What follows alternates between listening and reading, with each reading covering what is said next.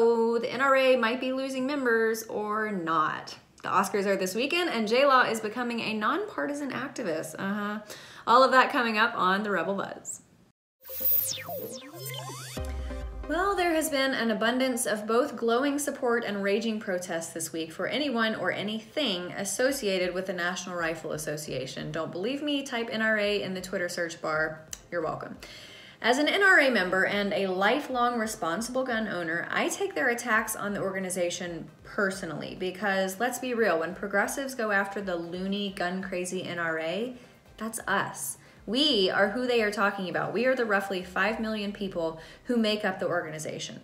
We know how they truly feel about us from the 2016 election and the last administration. A few words from Hillary Clinton and Barack Obama revealed what we've known all along. They view us as deplorable people who cling to guns and religion. But no, former Madam Secretary and former Mr. President, what we cling to is constitutional values that have propelled this country into being the greatest country civilization has ever known, and we still are. Our founding fathers deemed our right to guns so essential, they protected it via the Second Amendment, following the First Amendment, which is presently under attack as well. But do not be disillusioned. While the left has a very, very low opinion of us, and though they call us paranoid for worrying that a gun grab is essentially what they want, they don't actually think we're paranoid. Why? Because we're right. Look no further than CNN's ridiculous spectacle of a town hall last week when Marco Rubio asserted to a member of the audience that what they essentially wanted was to eradicate all rifles. And what happens at that point? The audience applauds thunderously and cheers like they were all just given Range Rovers. And now, not only are citizens and politicians being targeted and ridiculed, any organization with ties to the NRA is the subject of a boycott campaign. Now, not a real boycott, merely hashtagtivism, which is my name for hashtag activism. Sorry, I like combining words.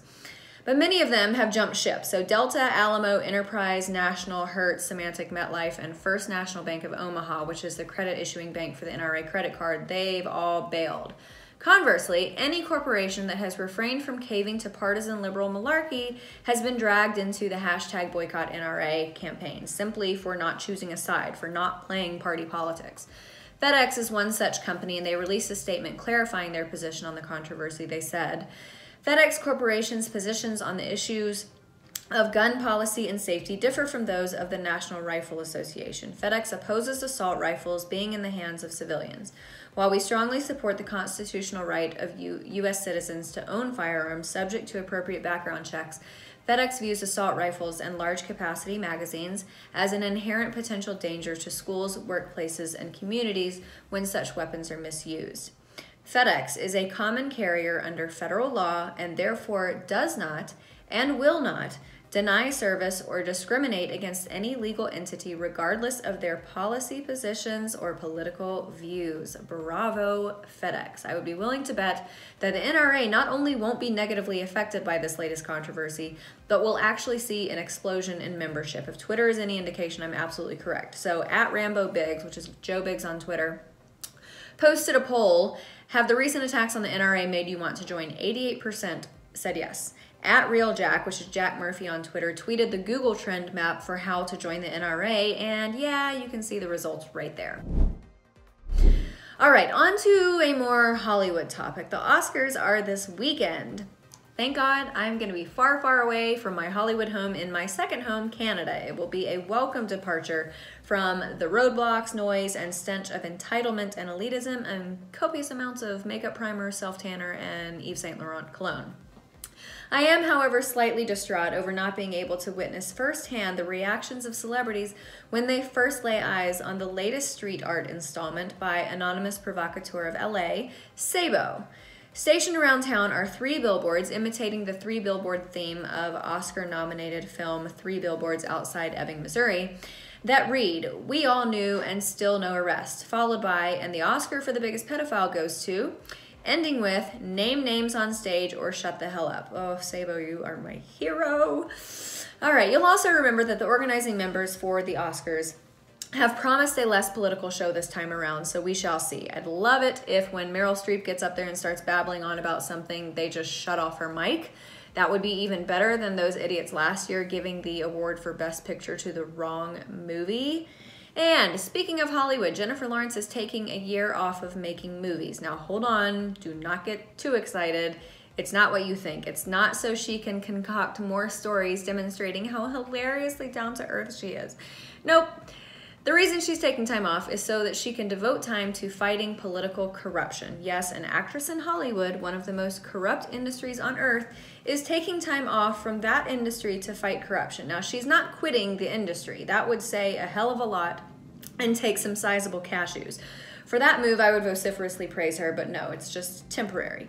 But Lawrence announced, I'm going to take the next year off. I'm going to be working with this organization as a part of Represent.us, trying to get young people engaged politically on a local level. It doesn't have anything to do with partisan politics. It's just anti-corruption and stuff.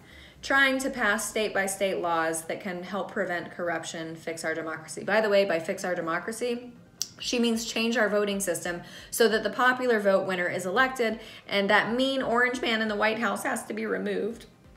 So, how long do you want to bet that it will take Jennifer Lawrence to go full-on partisan again? If you said 6 months, you would be wrong. If you said 4 months, yep, you'd be wrong. If you said not even 1 month, you are the winner chicken dinner.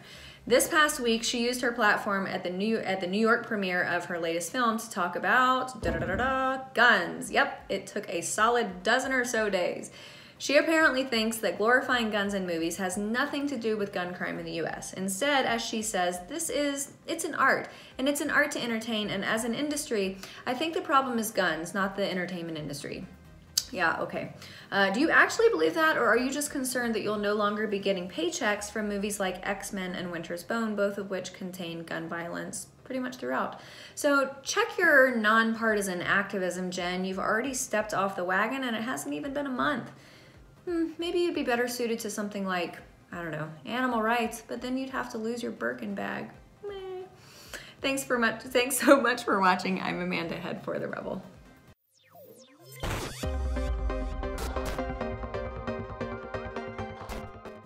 If you enjoyed my commentary and want to hear more from all of us here at The Rebel, subscribe to our premium content at www.therebel.media/shows, and make sure you're following us on Facebook and Twitter for all the latest news.